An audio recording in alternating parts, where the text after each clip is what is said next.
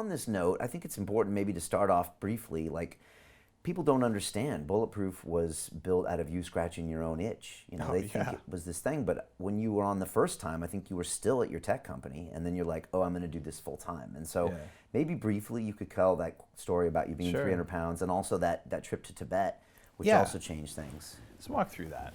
So I was old when I was young. I had arthritis in my knees when I was 14. I played soccer all the time. And I played in like 2 knee braces and it hurt all the time. And I just thought that's how it was supposed to be.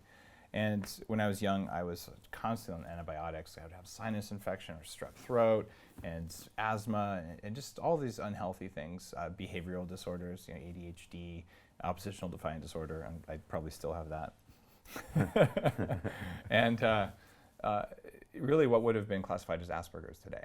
So in fact, on the test for that, most of my family members on one side of my family score pretty highly there. Okay. So my brain's weird. I had neurological inflammation all the time. And in my mid-20s, like, Dave, high risk of stroke and heart attack, high blood sugar, you're pre-diabetic. Like, what is going on here? And then cognitive dysfunction, like really serious cognitive dysfunction, to the point where I'm thinking I wouldn't hire myself to do my job because I know I'm at the company that held Google's first servers and helped to grow that, and the Facebook, back when they were the Facebook, and played a meaningful role in that early evolution of how we build stuff on the internet. And my brain was frying.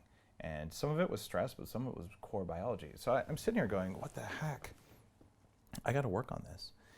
And decided that I would hack it. So I said 20% of my income I'm going to spend on my own biology because I'm just tired of feeling tired. And when the doctor said, oh, maybe it's high blood sugar that makes you feel tired, I pricked my fingers 5-10 times a day until they were all bloody all the time and drew graphs. And I went to the doctor 2 months later and said, it's not high blood sugar. It's a little high, but it's not spiking. It doesn't explain why I'm just so exhausted.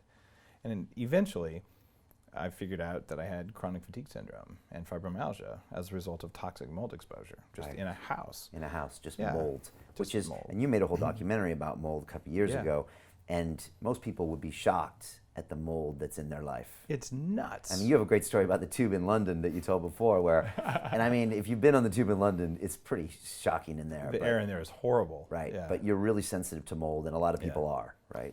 Way more than people know. And there's people who go to the hospitals, people on psychiatric meds and antidepressants, and people whose relationships are ruined because mold grows in your house. Look, it's humid in London, right? And you have a 500-year-old building, and if it wasn't well maintained, it's a little musty. And then in a couple, one person has huge emotional swings and really crazy, vivid nightmares at night, and maybe some nosebleeds that don't make any sense, and the other person's like, I feel nothing. So then you end up drifting apart, and there's all this fighting. And I interviewed a couple in my documentary. It's moldymovie.com. It's a free viewing thing. And they're both doctors. And this happened. The guy's like, look, I'm a doctor. I thought she was nuts. But she wasn't nuts. And she's like, I'm a doctor. I thought I was nuts too. Until I did biopsies of every organ in my body and realized, oh yeah, there is a little thing going on here. And they eventually figured out what it was. So this is affecting hundreds of millions of people globally. It's a massive epidemic. I even started a company called Homebiotic that makes a probiotic. You spray it around your house, and it eats mold as a fuel source. So it creates a balance in basically the microbiome of your home. And this kind of a thing, these matter. They're huge things, but they're hidden. And the whole biohacking angle is you change the environment around you and inside of you so that you have control of your biology. And in my case, it's more of a kryptonite for me than it is for you, probably, Brian. So I avoid that stuff. And if I go into the tube, I see colors sometimes from that air. Like I think I'm going to steer clear of the tube. Yeah, I mean, I love London a lot, and I love the tube's functionality. But I was actually walking through this morning, and I was like, Jesus, they could even use a coat of paint. But it's running pretty much 24/7. So some of these stations have probably hundreds of years of mold. We should spray some bacteria down there to balance it out.